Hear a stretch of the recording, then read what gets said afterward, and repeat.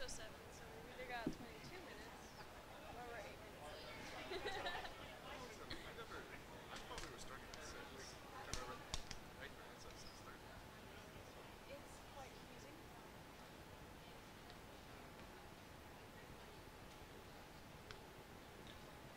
Aha. Aha. They both sat down. It's time for us to make our appearance, Jackson. It was our turn.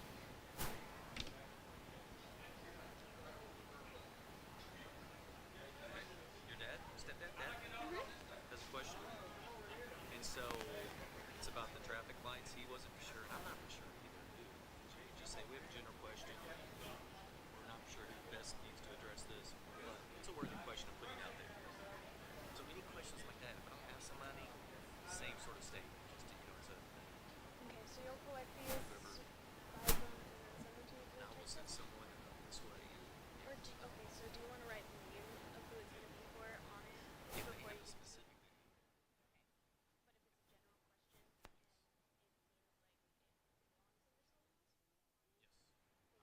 But if it's a general question and it belongs under someone else,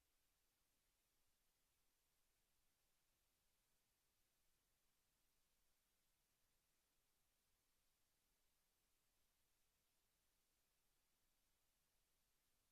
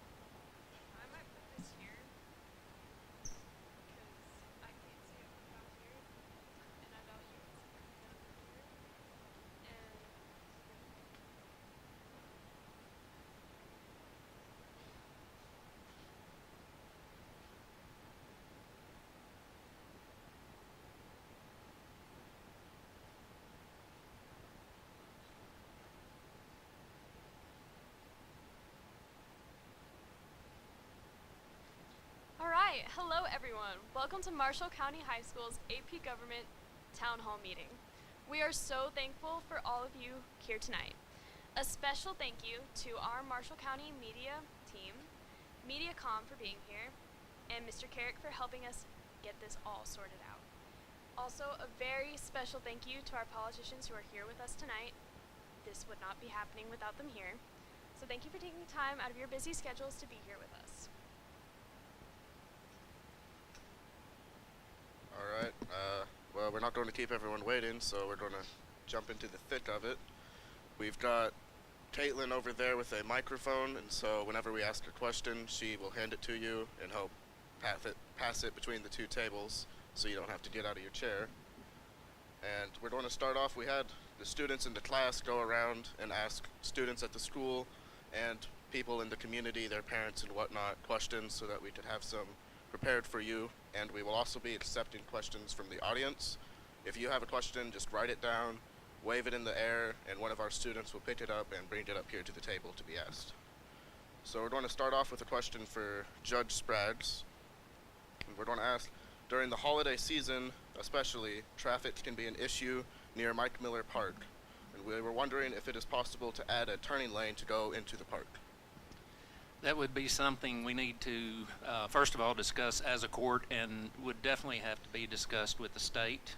We did put a turning lane in at Southwest 1. Those are very expensive.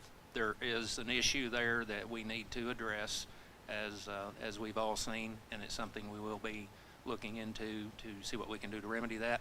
I know the state has some plans, and I have not spoke with them recently, to do some modifications on down that direction.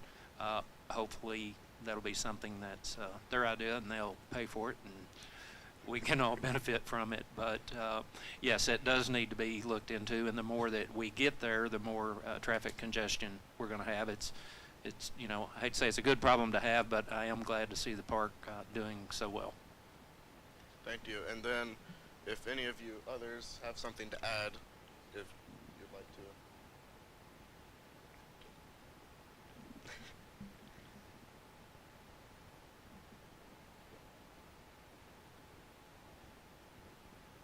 Since the judge passed that to the state, I'll respond to that. There was like $60 million awarded to Marshall County in road funds in the last budget, and the state goes through a process, the transportation on road projects, and before each session we'll usually meet with the district engineer and we'll meet with local officials to try to get what their priorities are as far as road fund. And then there's a scoring process that the state goes through to kind of take the politics out of these projects. And it has to do with safety, it has to do with economic development, it has to do with the traffic on a particular road. And then funds are awarded based on those scores. And over this past session, there was an excess of funds, money that had come down from the federal government, and that's where all the extra came from. But that's just to kind of let you know what the process is. And Marshall County got more than our share during the last budget with that $60 million. And that was a pretty significant amount compared to some of the other counties across the state. Thank you.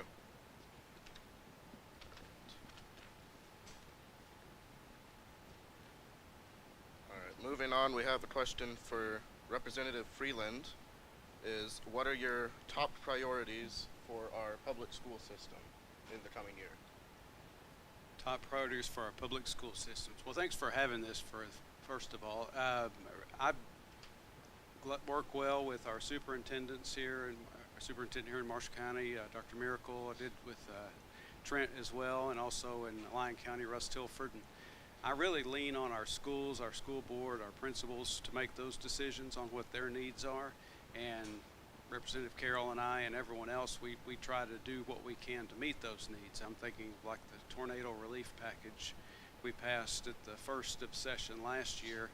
The schools had done such a wonderful job of working in the centers and helping people, but they weren't sure if they would be able to be paid for that. So we put in legislation in the relief bill for them to be able to be paid for that week, and it's several days that they were out. But they and the staff that were helping as well, so they could get paid. Now, also the school safety bill that from 2019, I mean, that was probably a model legislation for the entire country. That one was extremely popular, and there's just several. But personally, priorities, I mean, I just want to have good schools, but I don't have any selfish priorities for myself. But I want to be a good representative for our school systems and work well with them. They're the ones that are in the schools and know best, I think. Thank you. All right, we'll move on to Mr. Darnell. And we're asking, in regards to crime, what do you see our greatest concerns to be in the county? Well, I think I'm not going to be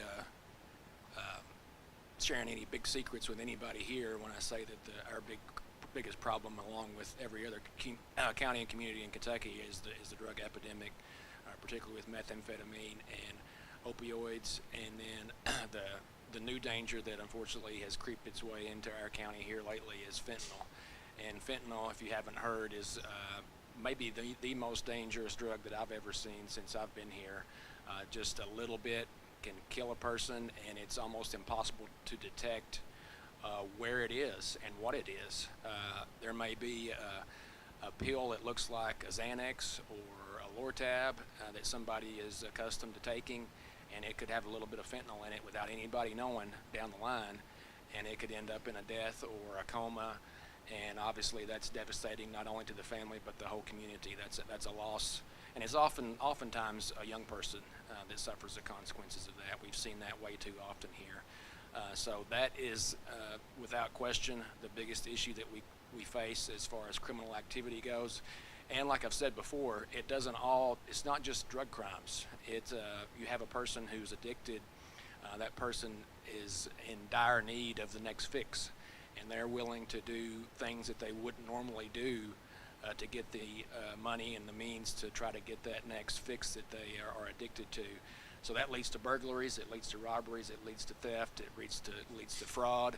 It can lead to all sorts of other crimes. So I've often said this, and I don't know, it's kind of an anecdotal, but and I've heard Judge Telle say this too, that if we could snap our fingers and do away with alcohol and drug addiction, then we could probably eliminate most of the jails in the state and cut down on the times. We could probably have criminal court one day every 2 months if that happened. So that would be, without question, is our biggest concern. Thank you. All right, our next question is for Mr. Freeland. What are your top priorities for our public schools? Oh my gosh. I'm on the wrong page.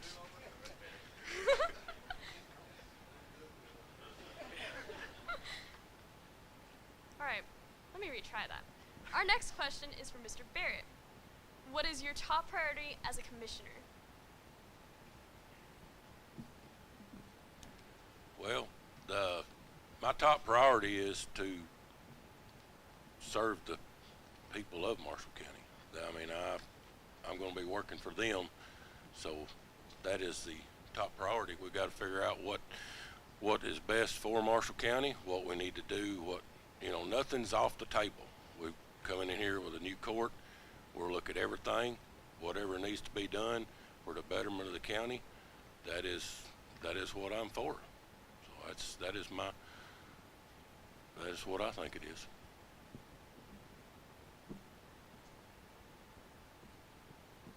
All right, our next question is for Mr. Telle. In regards to crime, what do you see our greatest concerns to be? I agree with Mr. Darnell, but obviously, particularly drugs, prescription drugs, legal drugs, everything from marijuana to meth, wreak havoc on our communities around the country. And these are not simple questions or problems to be dealt with. I wish I could sit here and tell you that your court system, your prosecutors, your law enforcement is going to handle this problem and make it go away. I can't do that. This is a societal problem, and it starts with our children, and it goes all the way through our seniors. And It's not going to be dealt with in any easy way. The traditional view from some quarters and that has been challenged is, well, lock them up, send them to jail, get them off the streets. That hasn't worked. The current trend seems to be almost the opposite. Don't lock them up. Don't give them consequences. We'll get them in treatment. We'll solve the problems by being nice, if you will. And rehab treatment is not being nice, but you can't lock them up, and there are not enough beds. There's not enough money out there to send everybody to treatment. We're going to have to deal with this one person at a home at a time. Moms and dads, friends and neighbors, and to the young people in this room, you have more keys for solving this problem than anybody else, because your friends, your classmates, your peers, people that look up to you are going to get caught up in this. And you can encourage them and help them along and be right there with them, or you can have the courage to stand up and say, there's nothing that you're going to make better in your life by going down that road. Many years ago, I met a doctor. His name was Dr. Burkett. He from England. He had been a missionary in Africa. And he said, America's an interesting country. If a guy is walking out through the forest and falls off the side of a cliff, grabs hold of a root, and they bring all these resources in to rescue them, the rescuers are heroes. They'll be on the nightly news for weeks. They'll give them dinners, celebrate them, whatever. If somebody puts a fence up to keep them from falling off the side of the cliff, every person that comes up to the fence will say, I wonder what SOB put the fence up and blocked my view. And so bottom line is, I could go on for a long time, but this is a problem that's going to have to be solved by the community with the help of the court system, prosecutors, and law enforcement. Thank you. Our next question is for Judge Moore. What plans or ideas do you have in order to steer the court in a better direction? Well, I spoke about this as I was campaigning quite often. I think the number one thing that needs to change in regard to the circuit court in the 42nd Judicial District is remaining impartial. I don't believe as a circuit court judge myself or anybody else should begin boards, appoint family members to those boards. That's not the direction that the court needs to go in. Also, I believe it's important to remain transparent. We've had some very high profile cases come through, and I believe the community as a whole deserves to know what's occurring in the court system. And unfortunately, I think that hasn't happened. I think that a lot of us have been kind of left in the dark. And so I would like to be more transparent as a circuit court judge. Also, as Judge Telle and Mr. Darnell discussed the drug problem, I believe if we considered a more individualized approach and started utilizing social workers that are available in the court system, especially those that are available that work for the public defender system. They know those inmates. They know the issues they have, and they will be able to choose a program that fits each individual defendant. And so my plan is to start utilizing those social workers. Thank you. Thank you. Our next question is for Mr. Farley, and it is, compared to Calvert, Benton seems to be falling behind. We have limited sidewalks, older parts, fewer community and county drawing activities. How do you plan to address this? Well, you're talking about two different cities, two different tax bases, and so there are some challenges there that we face at Benton. We're developing an industrial park that has been annexed into the city limits. Hopefully, as that industrial park is filled, that'll generate more tax dollars. I know we received a grant this year talking about sidewalks, building sidewalks from, I believe, the 8th Street area down towards 5th Street. And of course, 5th Street where Walmart and everything is. We've got plans. We're looking at doing sidewalks in, I know out Mayfield Highway is another area where I think they're needed. So we have plans. We've actually, put down things that we may not be planning to do this year, but they're, we know they're out there and we need to take care of them. But as far as being able to catch up, I guess, with Calvert City, it might be a tall order right now, but I think Southwest One will, as it develops, other tenants come in, then if tax money increases, then we're able to spend it right here in the community, and I think that's important. Thank you. Our next question is for Mr. McGuire, and it is, how will you bring respect and cooperation back to our government and community and represent all citizens and not just those of your party? And that's what we were missing the last 4 years, in my humble opinion. Basically, there will be 4 people on this fiscal court. Each one, other than Monty, is sitting in a different position. Judge Spraggs was a commissioner last time. Myself and Marty will be brand new coming in. And treat each other with love, treat each other with respect, even in our disagreements. There's nothing wrong with Marty having a different idea than I have on how to do something. You bring it up, you discuss it, you vote on it, and then you go to lunch. I'm still going to love them at the end of the day. We've got what we think is the county's best interests at heart. We'll express those ideas. And there may be times that I vote something different than I would have voted if I was voting as Eddie McGuire, because I do represent those in the 1st District.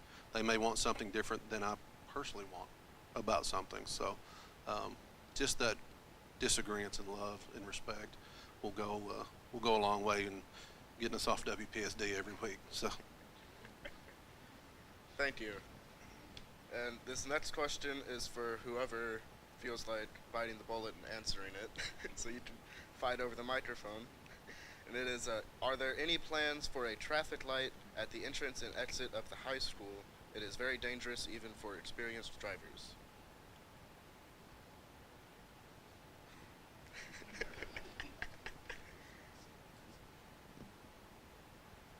We have the money here.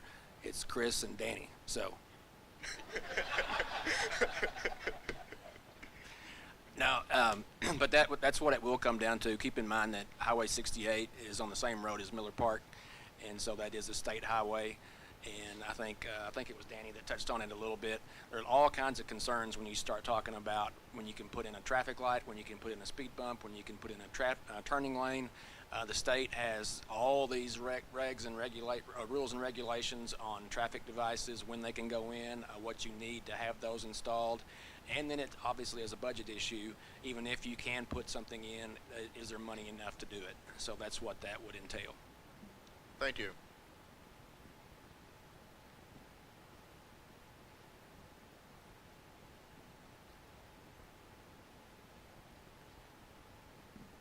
I was trying to look through my text to find a conversation that I had with the district highway engineer, Kyle Pope.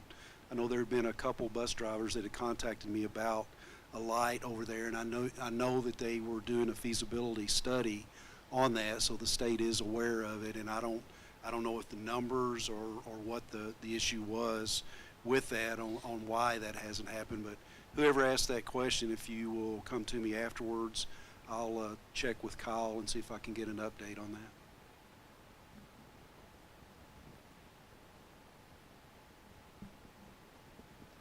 All right, this is also an open-ended question.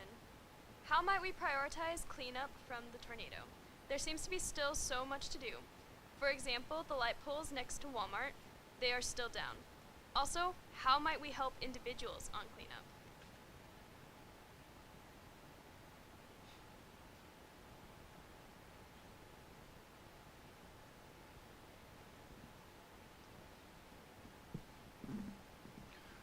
So as of October 31st, there was still about $61.2 million in the West Kentucky Safe Fund. And those are funds that were set aside for tornado relief.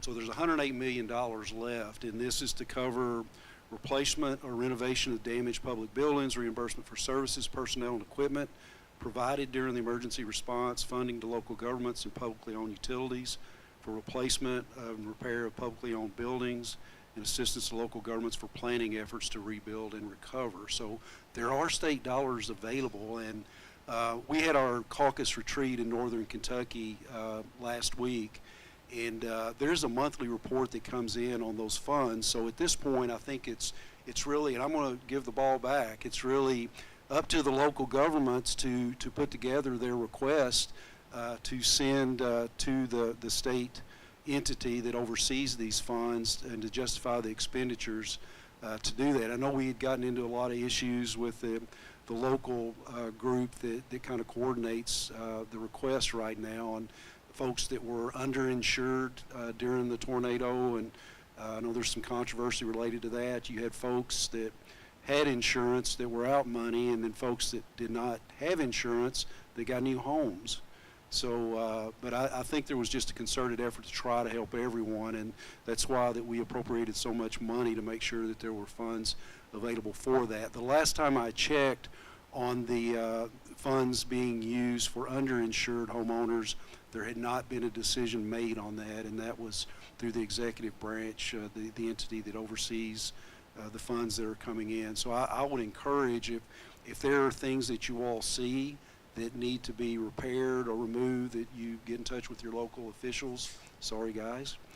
And they can prepare a list, and hopefully, you know, if there's funding that is needed to take care of that issue, that can happen. And if it's a state issue that's along the parkway there, I-69, then that's something we need to get in touch with Kyle Pote about, so they can get that taken care of through the Department of Transportation.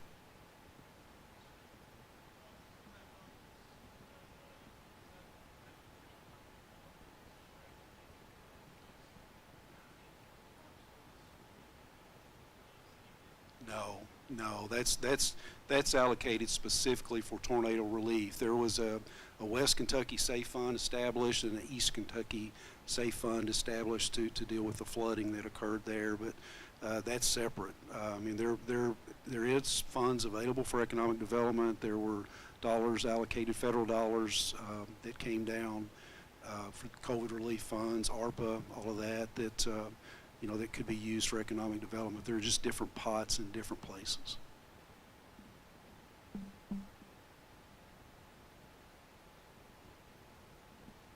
All right, our next question is for Mr. Spraggs. As a high school student, I have no desire to come back to this county after college because there's nothing for me here. You need us to come back. We see this in the lack of economic growth and a lack of incentives to return. What is your plan, if there is one, in place to prevent brain drain? Well, one thing we're going to do going forward is work together with our local and state officials, and that's been lacking for the last, well, since I've been in office anyway, and a few years prior to that. So we have to all work together for common goals, and I know where you're coming from on that. I'm not sure if my daughter will come back or not. She's in her first year of law school and liking it pretty good in Lexington. So we have to create jobs here that are attractive, and jobs that you know, our graduates are interested in. I mean, you can have jobs, and then, you know, you can have jobs that will attract the young people like yourself. So we need to look at a variety of things. We do have the industrial park, and you know, we're working on developing that. I've had a couple businesses already reach out to me wanting to talk the first of the year. They're waiting to see what happened with this election, and very excited about the opportunities we're going to have. Very excited about the opportunity to work even more directly with Danny and Chris.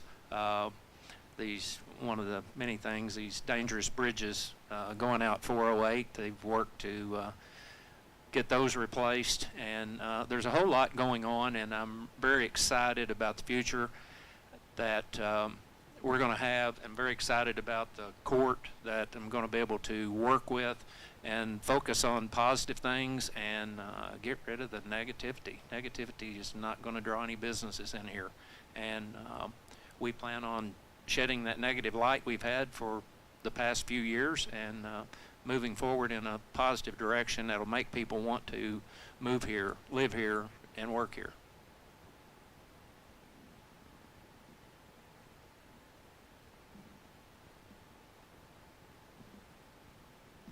I don't like to talk until I start talking.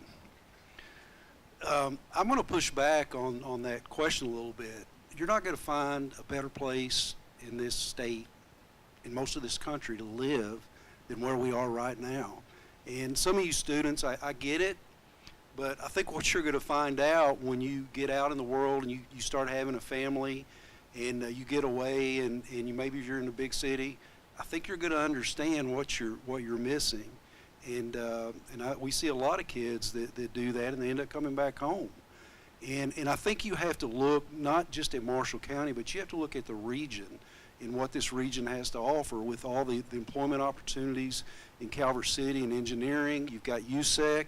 At some point, there's going to be some nuclear industry that comes into our area, whether that be a nuclear reactor or a laser enrichment plant. So there are opportunities. We have the lakes. You can't ask for a better place to live. One thing that we have worked on in the legislature is, because of the changing environment and so many people working remotely these days, we look to offer packages for young people to move in to the Commonwealth and provide some incentives for them to come and work remotely. My son left a job as an with an IT company. He's working from home now, making about $30,000 more a year than he was making before. So there are those opportunities that deal with the brain drain that's always talked about, but I'm having to rethink this completely, and it's not always all about bringing physical businesses to the state. A lot of companies, they just don't operate that way anymore. It's remote. So I think we have to rethink that, and if you're young, I think someday as you get older, you're going to understand what you're leaving and what this area has to offer.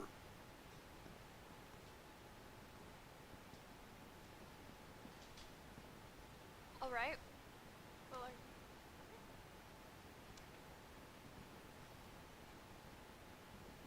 Well, you kind of stole my thunder. You beat me to it, but I was going to say this county in this area, there's a delicate balance. You start bringing certain things in, you're going to lose certain things. In this area, of course, I'm born and bred Marshall County. This is my home. I love visit places, but no place I'd rather live. And I can't say when I was young that I didn't think that way, but I really did. Of course, I wanted to be a farmer all my life, so other than out west, this is my place. But it's a delicate balance. You've got to figure out what you can and what you can't do. You don't want to lose the hometown community feel that we have here. So it's like he said, it's a delicate balance.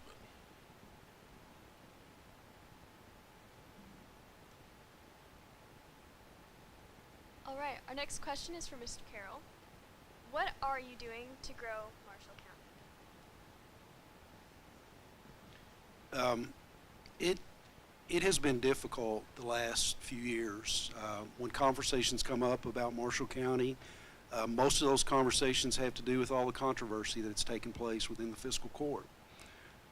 When you get word that people from New York watch the fiscal court meeting for the entertainment value of it, that's embarrassing to this county.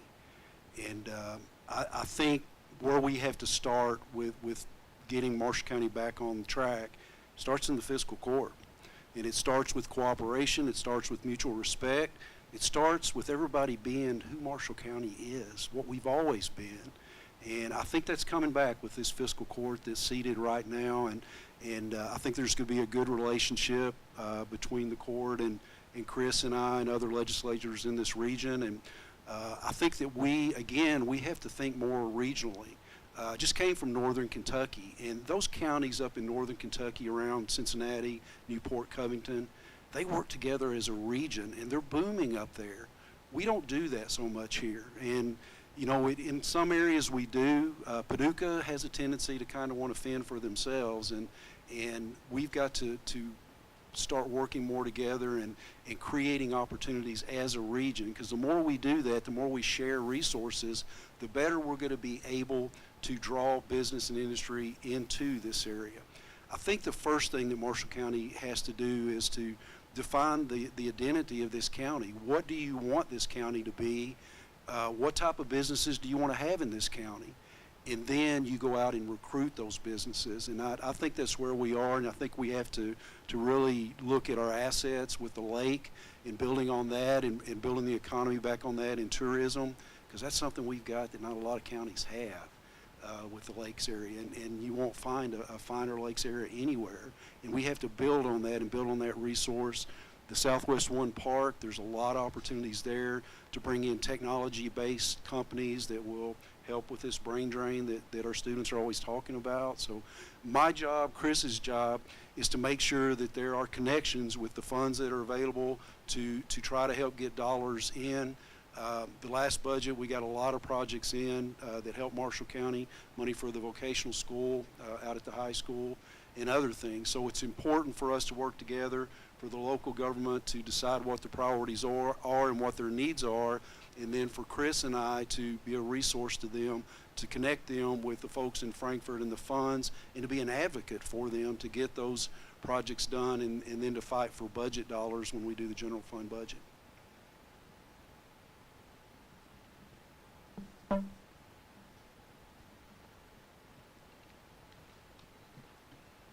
next question will be for Judge Telle. By the time an alleged criminal is standing in front of you, it is almost too late. What are you doing to work with other community leaders to help someone never get to this point? A very good question, and it, I think, goes back to the theme I was mentioning earlier, is that it is a community effort. With our juvenile court, we work very closely with the school. We have a representative from the board that attends each session. We interact, or try to interact with the school, with the cabinet, with the local government resources. One of the areas that we have worked on over the years is having community entities or members, individuals who would be willing to serve as mentors, who would provide good role models for young people that often do not have a positive role model in the home or in their lives.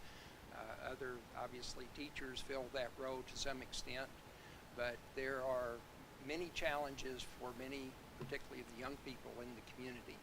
And when you get to a certain point, it is very difficult to pull back to deal with being overwhelmed.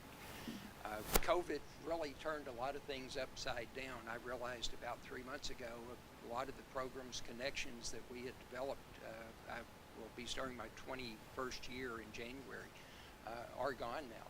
They literally are just gone. And so I would invite you to stand up. Let us know where you see needs, if you're willing to get involved. And in the line of what was being said, this is an incredibly giving community. There are so many different aspects of people that get involved to help people out. So many, in fact, that sometimes we don't even know they're there. Everybody assumes that everybody knows that they're trying to help people and what their program's for, and there may be somebody 2 miles down the road that never heard of them before. But it is something we face all the time as judges, and obviously there's been a lot of publicity lately. It's limited to what we can do.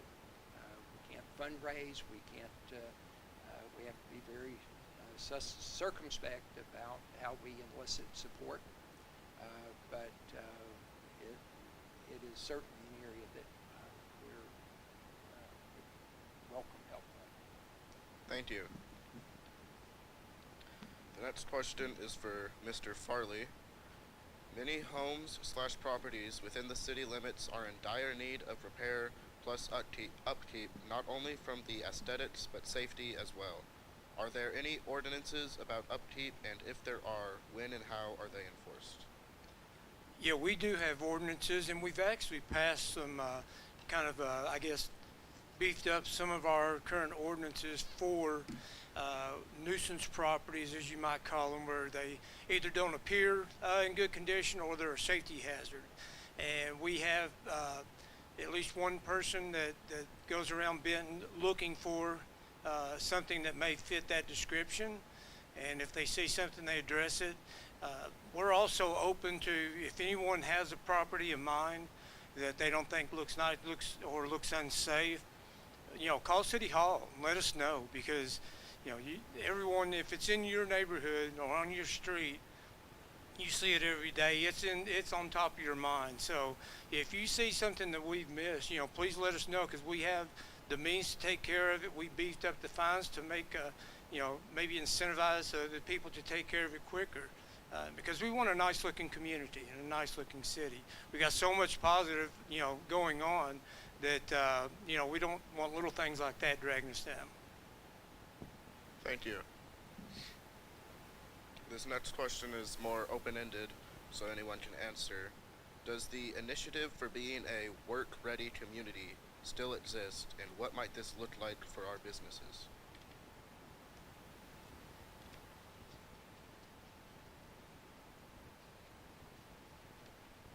Just one of you, please.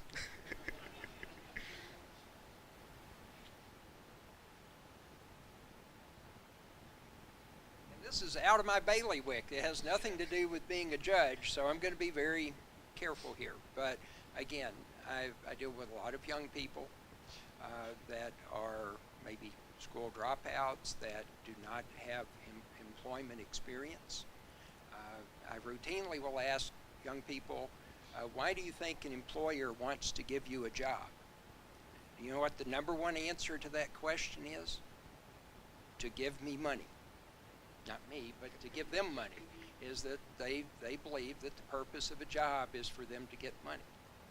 I fear realizing that no employer wants to hire anybody that they don't have to hire, and if they do want to hire somebody, they have a specific purpose that they need taken care of. And so again, training that actually affects the individual, talking about something that maybe keeps them from standing in front of the district court or the circuit court, is giving them hope, giving them something to aspire to and the tools to do it.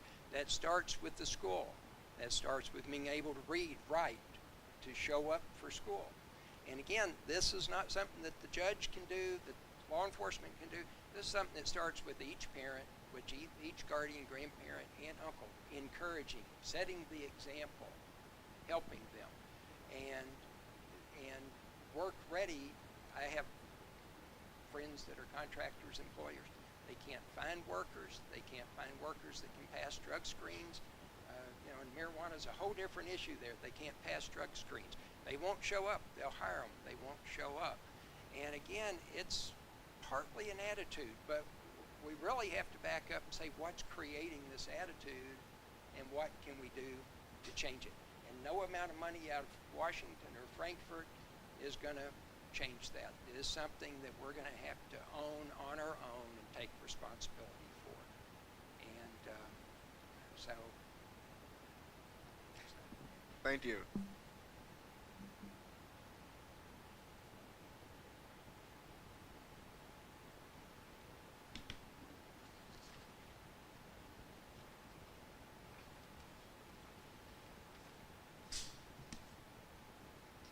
All right, our next question is for Judge Moore.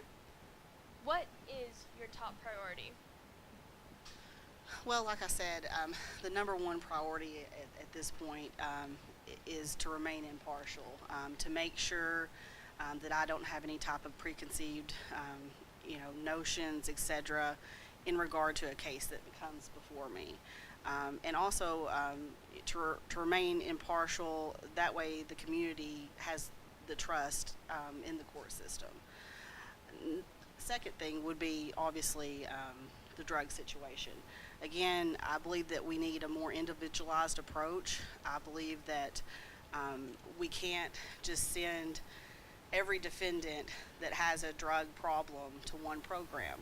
I was a state defense attorney for 15 years with the state, and I dealt with all types of different cases. And what would help one person won't help another person. Oftentimes, a defendant they need a religious aspect to their treatment. Others need more of a mental health aspect to their treatment. And so we need to start looking at the defendants that are coming through the court system as individuals.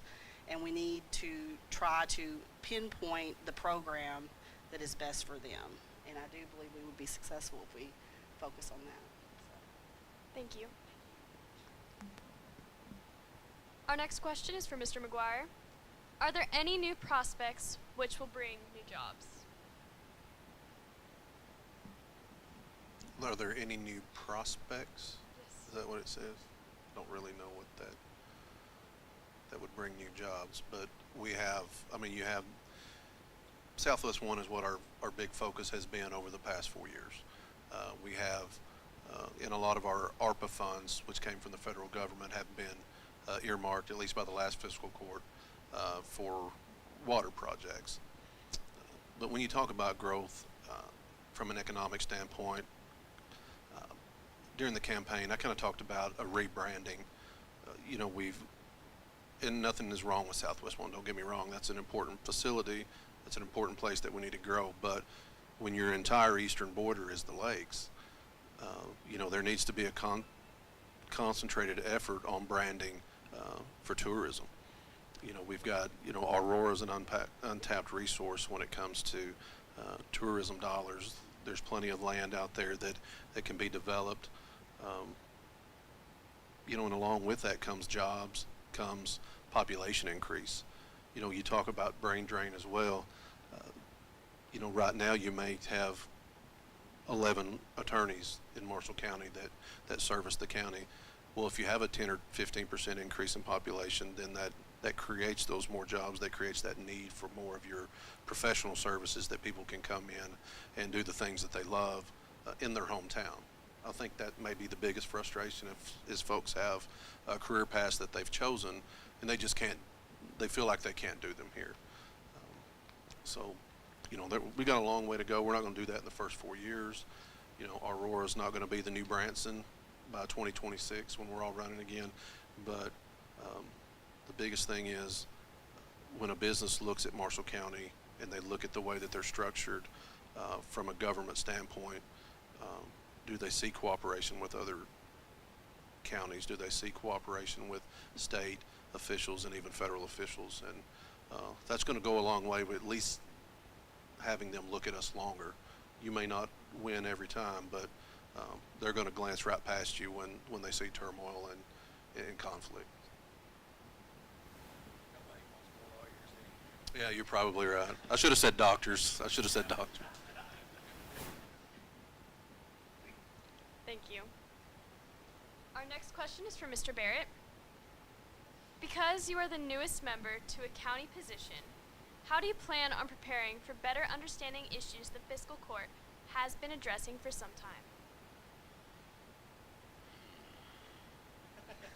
Read it to me one more time. Because you are the newest member to a county position, how do you plan on preparing for better understanding issues the fiscal court has been addressing for some time? I want to talk to the people that are concerned about the issues. It's on the street level. That's open door. Call me anytime. I want to serve y'all. I want y'all to let me know what you want. That's what we got to do. We got to work together. And like I said, the goal is to serve the people of Marshall County, because y'all are paying our salary. Y'all elect us, and when we do something wrong, let us know. So y'all let us know. So that's what we're here for. So that's my final answer. And I may not be a new elected official, but this position is going to be completely different than being a sheriff. You know, I've been a cop my whole life, but there'll be a large learning curve. We're getting ready to go to Louisville tomorrow for newly elected officials training. There's a lot of things to learn. Learned a lot sitting at the fiscal court meetings, but there's still a lot to learn. So being humble enough to ask for help is the biggest issue. I think you can overcome, or it could be a stumbling block for you. So I'm going to call folks. I'm going to lean on Monty and Kevin Spraggs and even Marty. You know, we'll probably be leaning on each other, wondering what to do sometimes. You know, we'll call on those folks to help us if you don't know. That's the biggest thing you can do as a leader is find someone. You know, if you're not an expert or versed in something, find that person who is and lean on them. You don't have to know everything to be a leader. So. Well said.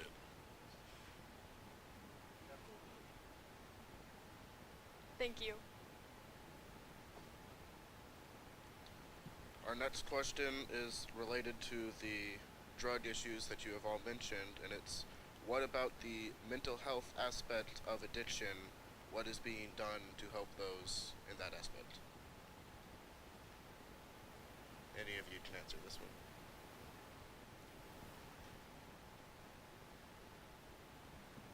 Like I alluded to earlier, I believe that if we would focus on the programs throughout the West Kentucky area, not just the programs that are here in Benton or in Callaway County, if we would broaden the horizon a bit and consider allowing the defendants that are going through our court system that have mental health disorders, that the only way that they can deal with that is to self-medicate.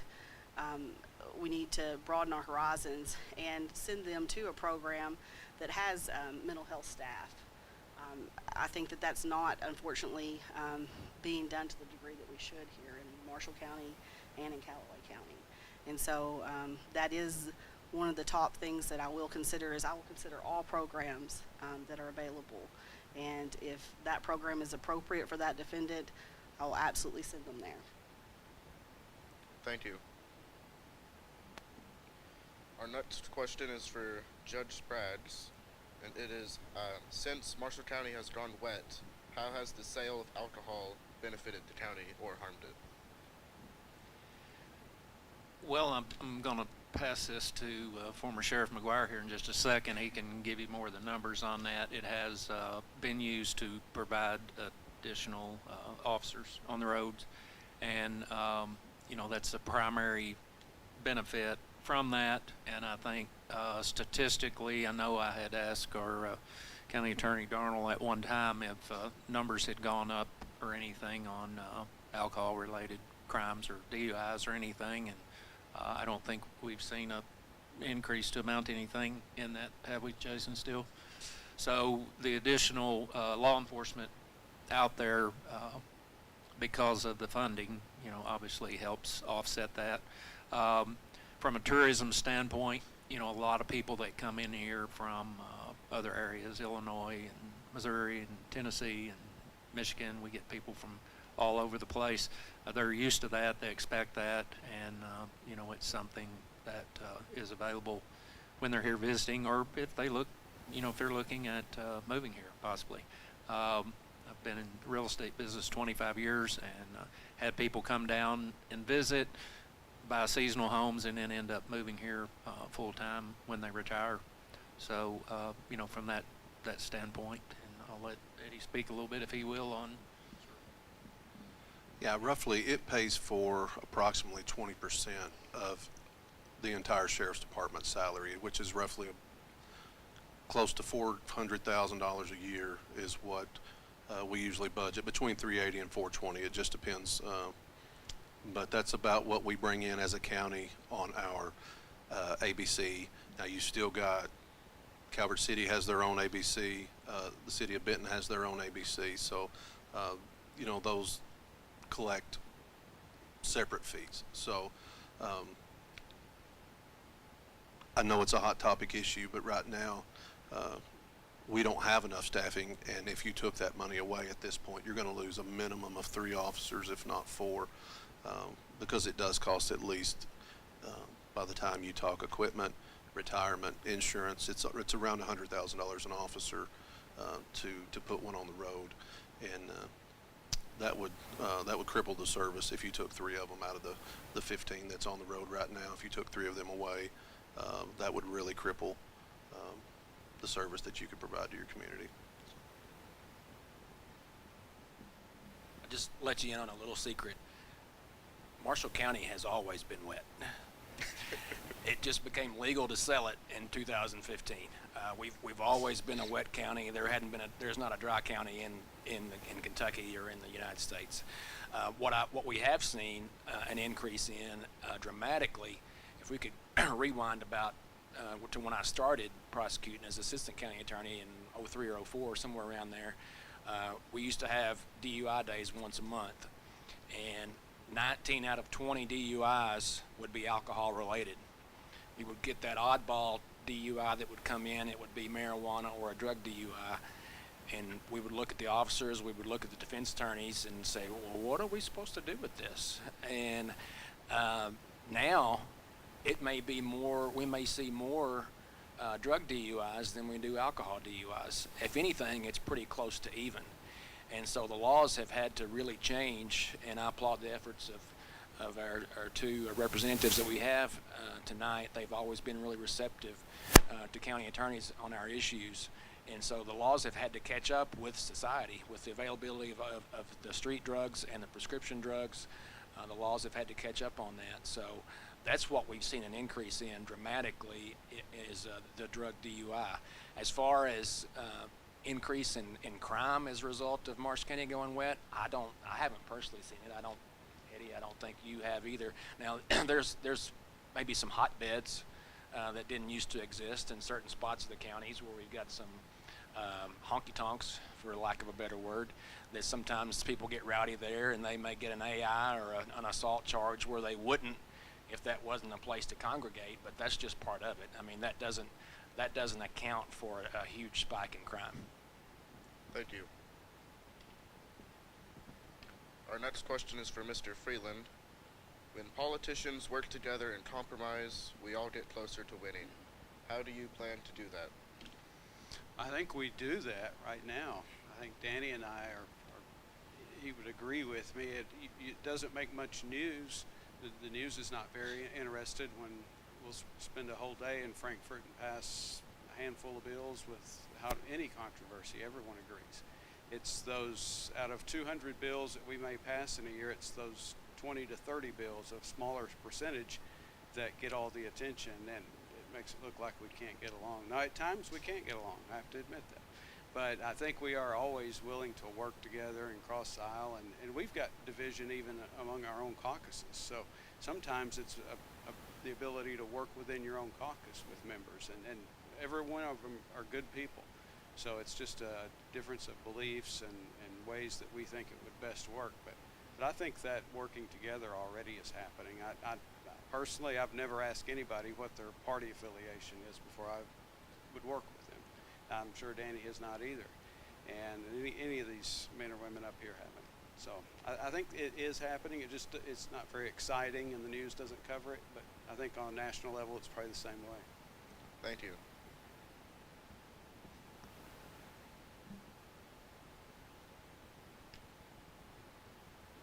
All right, our next question addresses all fiscal court members. What is the status of making our 911 call center a regional call center?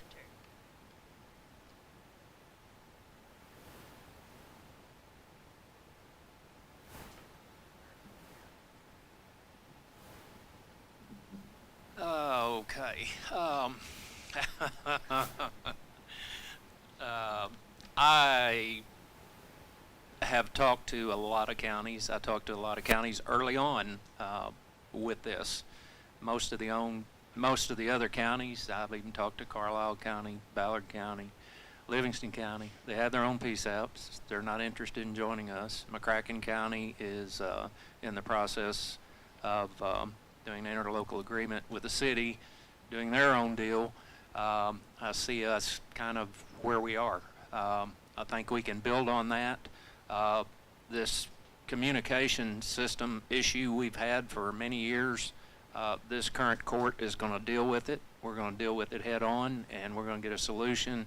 And I'm tired of our first responders being in danger because they don't have adequate communication. I had a radio for a couple of weeks. I just wanted to see for myself if it was as bad as what I was hearing. Yep, it's as bad or worse. When a deputy and a state trooper are standing out at Cambridge Shores and the only communication they have with dispatch is a cell phone, that is not acceptable. Absolutely not acceptable. So we're going to focus on that. We're going to fix it.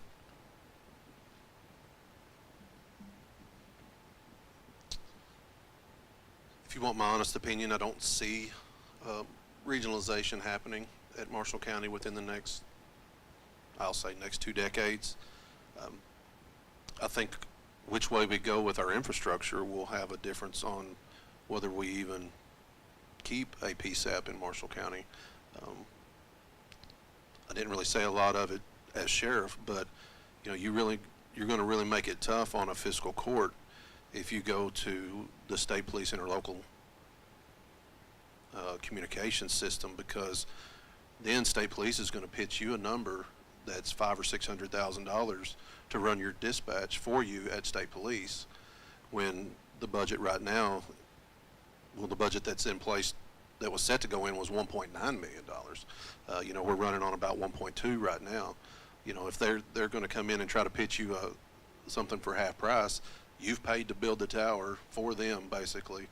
You've paid all this money to have these radios, and then they're going to say, now we can, you know, you've either had to borrow the money to do this, or, you know, you've had to cut everything short, other services short to make room for this. Now we can cut $600,000 off your budget because we can dispatch for you.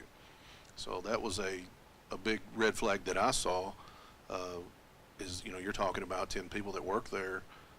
You know, they wouldn't have a job if we did that. Now that'll be a very difficult decision to make if we would have gone to that state police system. Will we go that way? We don't know yet. We're going to all get in the same room with all of our fire departments, EMS, rescue squad, sheriff, city police. We're all finally going to get in the same room with some respect and see what exactly we're missing. You know, I was the sheriff, so I've got an inside view of that.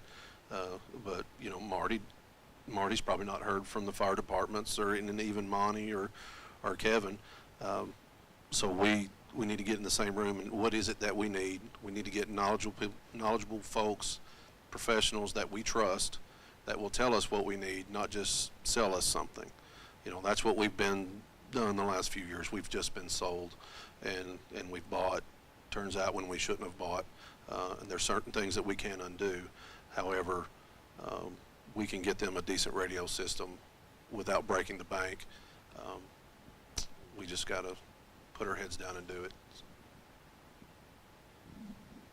Well, like Eddie said, I did hear some of the fire chiefs come to me and said that we definitely had a problem we needed to figure out.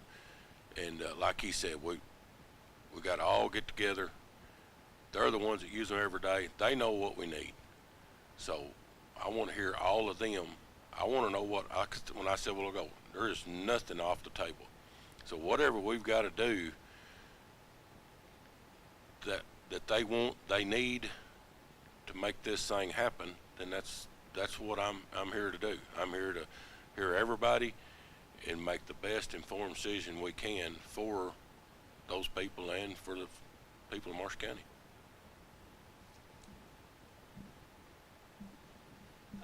Some of you may or may not have been aware, we recently had a $400,000 grant we received that I voted against personally. The reason being that was going to cost us at the end of the day $4 million, and not willing to do that at this point.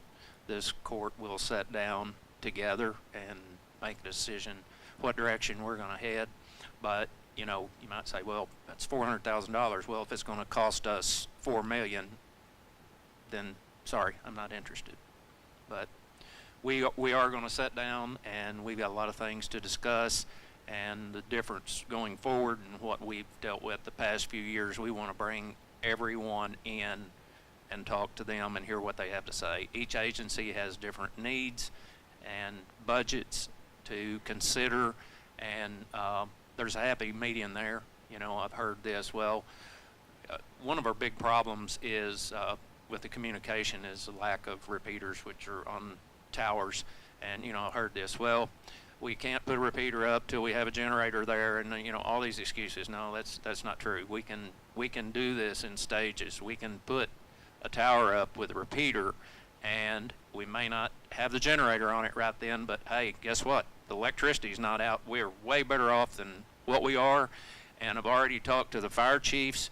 They're willing to take responsibility if we end up going that route and being assigned a tower. If we lose power or have a disaster, they'll make sure it's powered up. So a lot of these things that we've heard in the past just simply aren't true.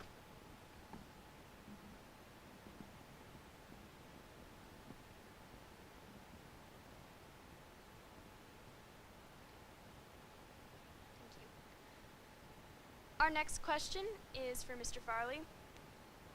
Due to the demand of the services and benefits they provide, is incorporating a YMCA to Marshall County on the table? That's actually something that has not been explored. I don't even know what requirements there are to get a YMCA. I don't know that we would have the population base to do that. So that's something that's never even been on the table as far as I know. We've got some great local gyms that people can join here at fairly affordable prices. A new one just opened up in Benton, and we've got a lot of parks and trails and all just to go out to exercise, and just added some pickleball courts actually in Benton. But as far as the YMCA, that's never been brought to us before, and nothing that I think is anywhere near close to happening as far as I know of. Thank you. For Judge Moore, by the time an alleged criminal is standing in front of you, it is almost too late. What will you do to work with other community leaders to help someone never get to this point? Well, I believe that it is important to, as a circuit court judge, to make sure that you understand all the resources that are available to you. So while I was campaigning, I was also touring facilities and trying to understand how those facilities worked, what they offered the community, etc. So in my role, as Judge Telle said, there's certain things we can do, there's certain things we can't. But the number one thing that I think I can do as circuit court judge is to understand the resources that are available to me and try to utilize those resources appropriately.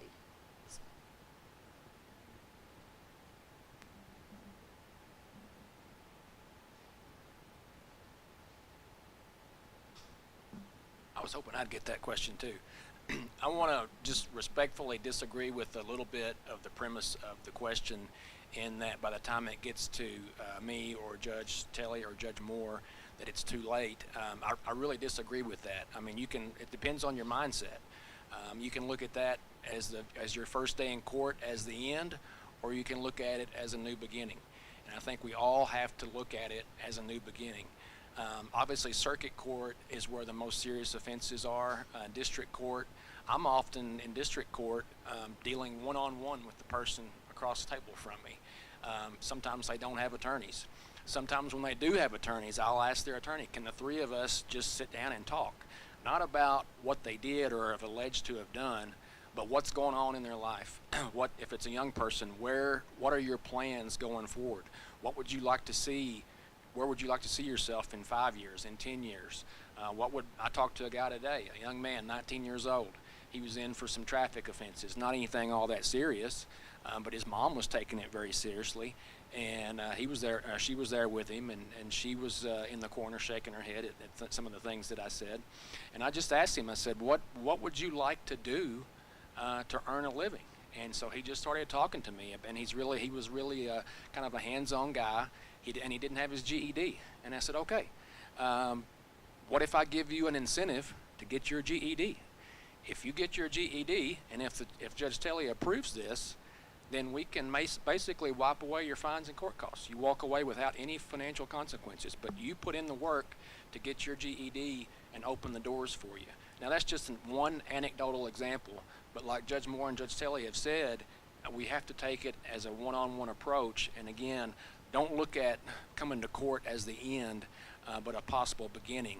And we also can't, we can't give up on people, okay? But we've been through that. Eddie knows this. Both judges know this. For example, somebody's up in circuit court on their first drug offense, and they have completed 6 months inpatient rehab. Obviously, everybody's happy that they have done that. Now, they're walking out of the courtroom, very, very proud of themselves, as they should be. Their family's happy. We've all got our fingers crossed, because the first time it usually doesn't stick, okay? You have to be able to recognize that this is a lifelong battle that these folks are facing. It's a daily struggle in and out for them. And so oftentimes it's 2 or 3 times in rehab before it sticks. And then usually the last resort that we go to is jail. And fortunately, through appropriations, there are programs in jail and or prison to help them too. But we really do look at, for the one who's addicted, we really do look at that as a last resort. But again, just going back to the question, I don't look at it as your day in court as the end, but a chance for you as an individual to have a new beginning. Thank you.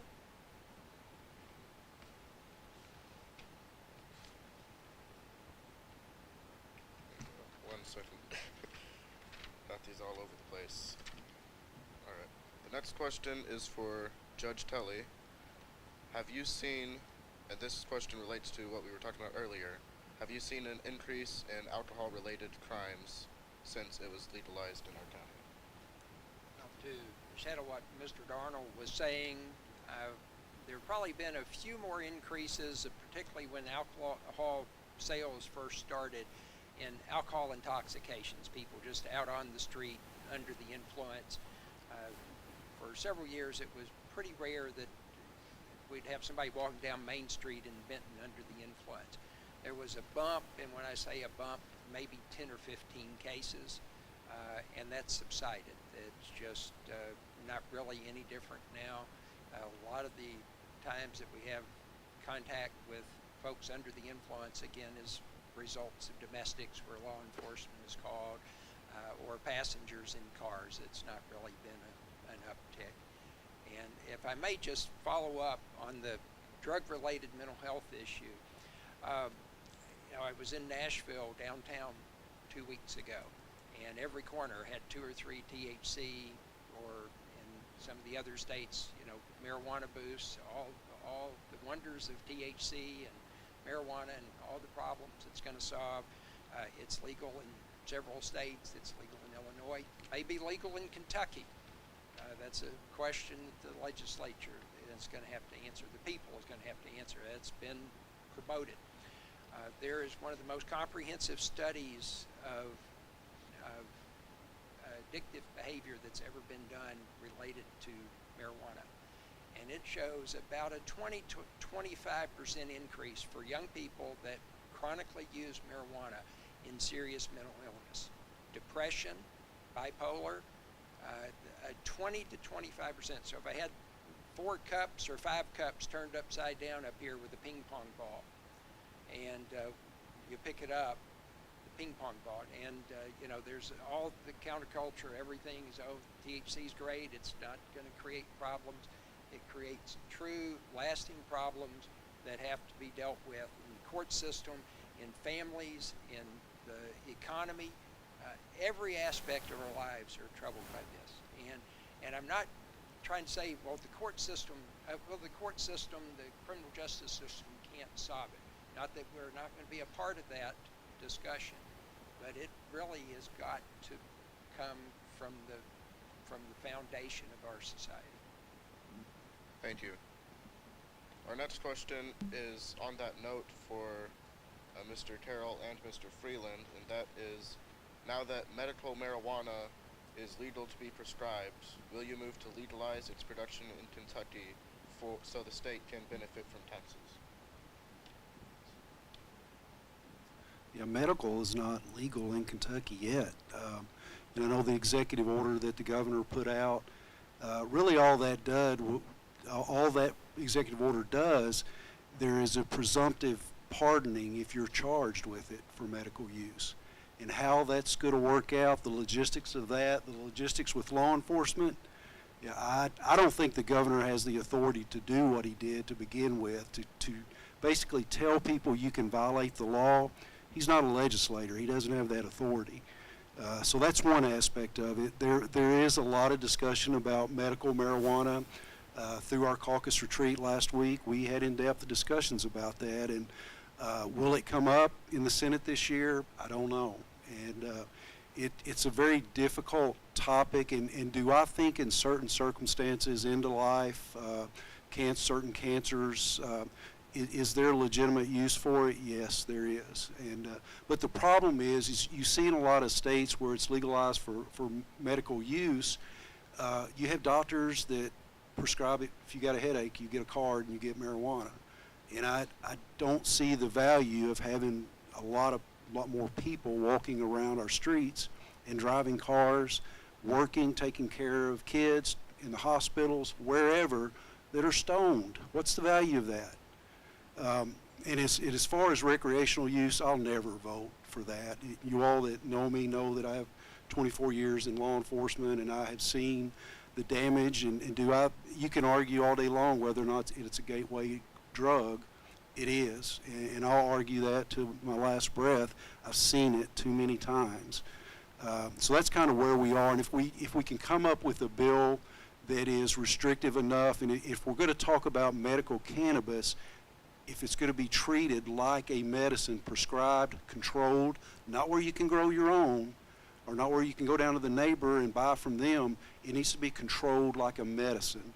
And if we get language in a bill that supports that and it's restrictive enough to where it's the certain population with certain illnesses, I may be able to support that. But for every study that you see that says it is effective, you can find 5 more that says it's not. So it has become a counterculture issue, I think, in a lot of ways.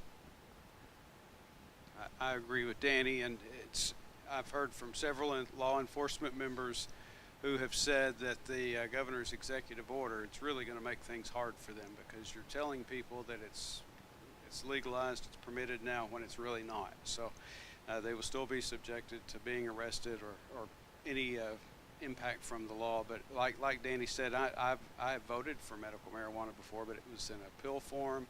It was really very specific what it was used for. I know the legalized marijuana, I think it's mostly the younger people that are using it right now. So that's never the intent of medical marijuana. It's meant to be for end-of-life situations, for people who are going through MS, different debilitating conditions, and I would certainly be open to that, and I have supported that, it's with my vote at least. But I do have some reservations. I want to make sure law enforcement is good. I want to make sure our federal laws are more in line with what the state's trying to do. I mean, you've got banks who can't do business with growers right now, or with dispensaries. They're not allowed to do business with them. And you've got transportation issues when you cross state lines to a state that doesn't allow it. I mean, that you're open to being federally prosecuted for that as it stands. So a lot of work needs to be done, and I think if the federal government could do something, that would certainly make it easier, but I don't know that they're ready to move on that. One thing that I would add, we appropriated, I think it was $2 million last session, and it's either the University of Louisville or University of Kentucky that has started research on medical cannabis and looking at all the various chemicals within marijuana. And you can't really just look at the entire plant. You have to look at each chemical that's in the plant and break that down and determine what value there is in each chemical. And so that was a step that we took, that we can get that research done. They reported a couple weeks ago in front of Judiciary Committee, I think it was. But so those are the steps that we have taken to kind of get a better grasp from a medical aspect. What is the real value, and where do we need to focus legislation?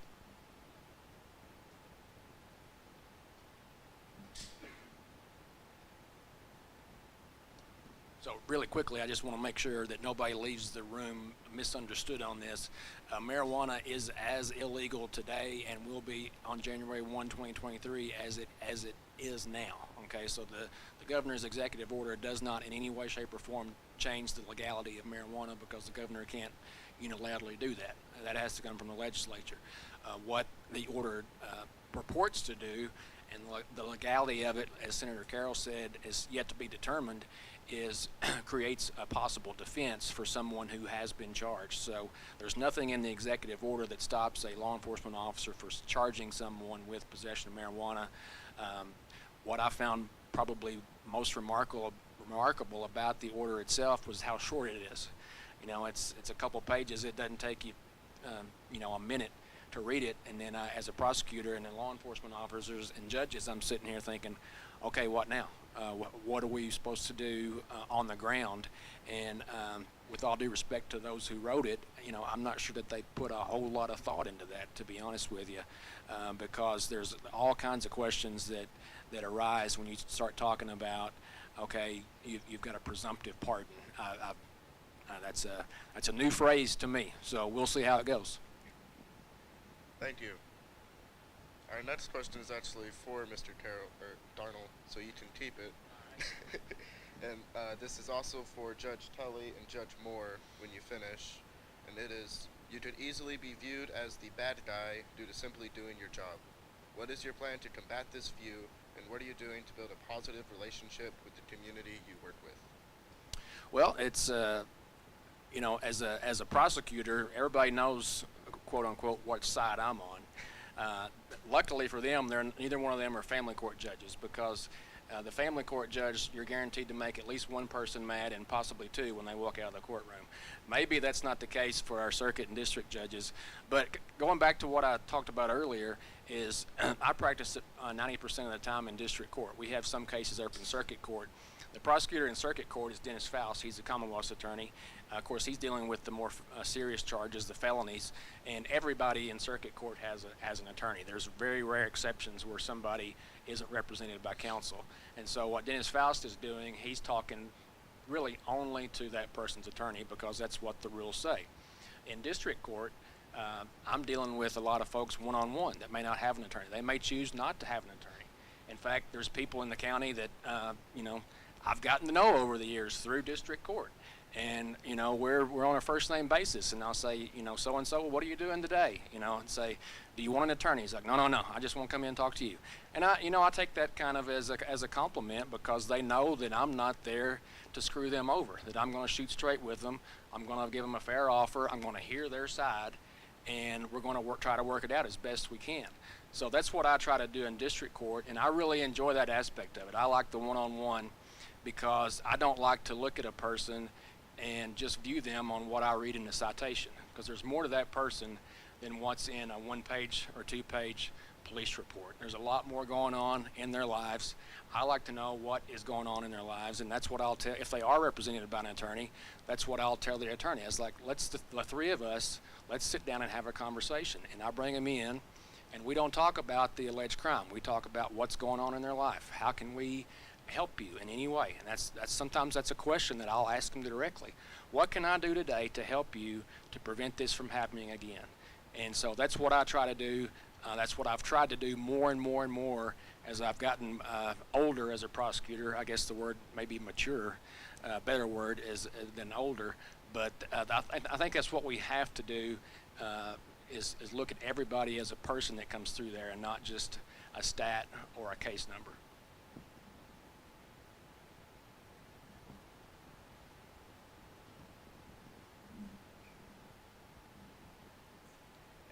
I tell folks on a regular basis I don't go to the office a single day with the goal of making anybody happy. If I wanted to make people happy, I would find an ice cream truck somewhere and sell ice cream.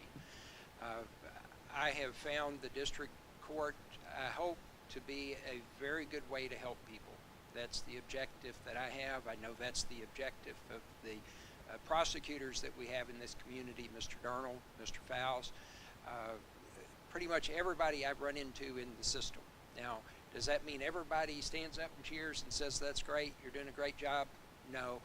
There are no simple issues. Each person is an individual, and we have to do the best we can, one person at a time.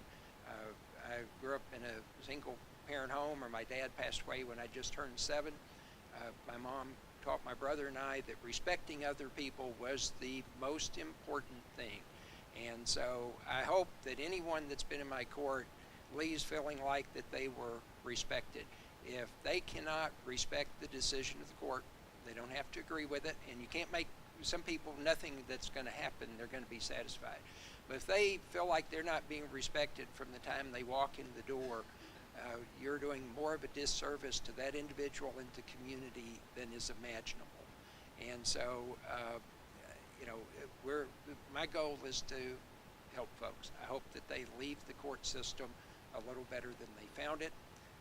We see some of them quite often, and those are, in my view, failures. Those are the ones that we keep trying to find a different way. And these are just folks, and there's not a single individual in the room or in the community that have not made some really bad mistakes in their life. And I'm at the top of the list.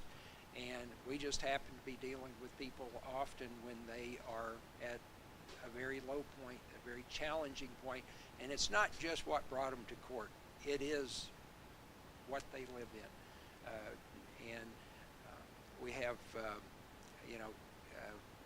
many people have resources. They have family, faith. They have some finances. A lot of the people we deal with go from one crisis to the next. It's paying the light bill today. It's trying to find money to put a spare tire on, and then complicated maybe with drugs and alcohol. It's not just snap your fingers and solve the problem. It is a very deeply rooted problem, and it's what we deal with every day. And we try to make it better. In regard to the question, this was one of the things that I spoke about when I was running quite often, is treating others with courtesy and respect. That's one of the top things that I'll do, no matter who you are. If you're an attorney, if you're a public defender, they're attorneys as well. They deserve respect. Private attorneys deserve respect. Defendants that are coming into our courtroom deserve respect, as well as their family. Their families deserve respect. So at no time will I ever abuse my contempt power.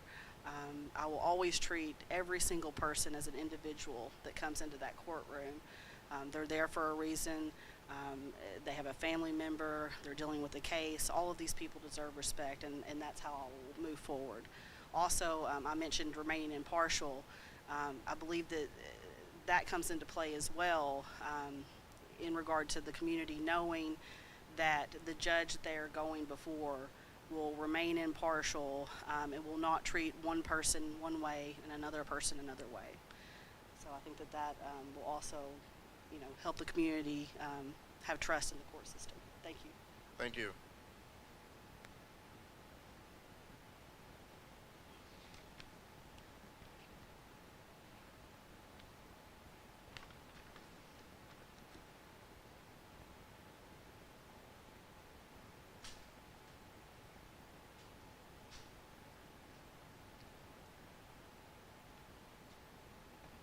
Our next question is for Mr. Carroll. When politicians work together and compromise, we all get closer to winning. How will you do that? When I joined the Senate, the first person that I went to and found was a senator named Dennis Parrott from up around the Elizabethtown area. And the reason I went and found him is because he had sponsored a bill and got it passed that allowed my daughter, who has special needs, to get a degree or a diploma. And he and I became great friends. He's a Democrat. We started a PAGE program for special needs students within the state Senate. He has a daughter with special needs also. I have worked with Democrats in the House on bills related to 911 a few years ago. And those within the Senate, there are very few Democrats at this point, and you know, there are opportunities that we work together on bills, and we have a lot of heated debate. And I think we all know that we're better when we work together, when we compromise. And the reality of it is it really good when you have all Democrats or all Republicans in the Senate or in the House? Really, it's not, because it kind of gets the balance off to a certain extent. I probably shouldn't say that as a Republican, since we have supermajority in both the House and the Senate, but that balance is important to maintain, and that balance still comes through because you have Republicans with different views on things, and there's still that discussion. But right now in the Commonwealth, I think within the biggest struggle that we have right now as far as working together is with the executive branch, specifically the governor. And this started in the early days of COVID, where we were completely shut out and all the decisions were made in a vacuum, and we had no input whatsoever. You all would call and want certain things to be done or had input. We had no communications at all. And it really hasn't gotten any better. Everything is, at this point, is just for a political nature, and you know, it's like a contest to see who can announce something new within the state. And a lot of times with the governor, it's things he had nothing to do with. They're passing out checks every day, federal dollars or dollars appropriated from the state legislature. And it's just, that's just kind of how the relationship has gone, and we really don't get to talk about policy stuff. And it's difficult even working with the cabinets. They're afraid to really communicate with us and to be open and discuss things because they fear what the repercussions are going to be from the governor's office. And I'm just being honest with you. It's what I see every day, and it is difficult and it's hard to communicate. And I really wish we would get past that. I mean, I know within our caucus, and I don't know about the House, but there have been several efforts to reach out, and if we would work together more, we could get a whole lot more accomplished. But things just seem to be very political today between the executive and the legislative branch, and that's unfortunate. And I hope at some point that changes. I'm not a fan of the governor's in any way, shape, form, or fashion, but should he reach out and decide that he wants to change the way he operates and to work with the legislature, I'm there. I'm ready to get on board, but unfortunately, I don't think we'll see that happen. Yeah, we've had some rare occasions with some of the relief bills for East Kentucky and West Kentucky, but as Danny said, there's a lot of communication that's lacking between the two branches, and honestly, I can only see it from our side, but I do see our side really making the effort to improve that communication, and I don't see it from the executive branch. So I'm not saying it doesn't exist, I'm just telling you what I see. So I have to agree with what Danny said, and like Danny, I would certainly love to be able to work with anybody and everybody. So anything we can do to make our state better, our communities better, I'm certainly all on board.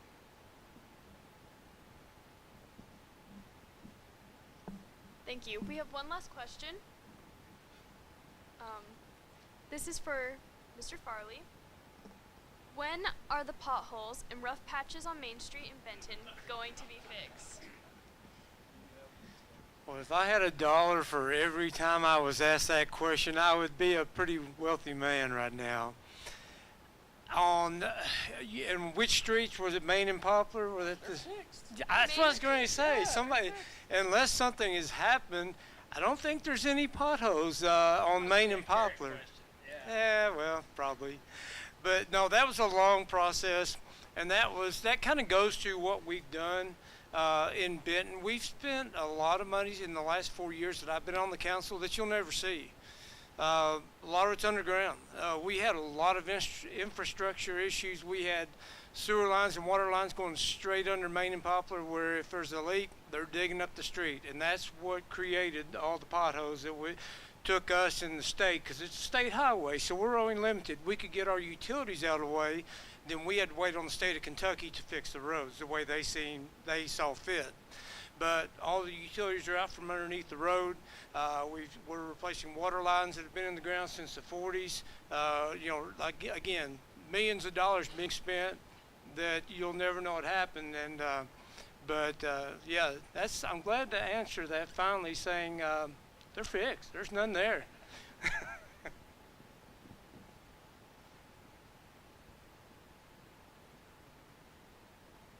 right, thank you so much, everyone, for coming. I believe that's a wrap on our meeting. On behalf of the entire AP Government class, thank you so, so much for coming and attending this event. Yes, sir? Well, I just want to say two things. First, I think I speak for all of us up here when we say thank you, Coach Carrick, and thank you for all your students for putting this on, and thank you for inviting us. It was a lot of fun. I've been looking forward to it ever since Clark texted me that day and said, can you come do it? So thank you to all you guys who put this on. And two, as far as the specific things that I talked about, and particularly Judge Moore and Judge Telle talked about, don't take our words for it. Call the clerk's office and find out when court's going to be happening, and come see for yourself the kinds of issues that we're facing here in Marshall County, and to get a first-hand view. I think you would find it, one, a little bit shocking, and two, very informative. So come out and see us. You know, court's open.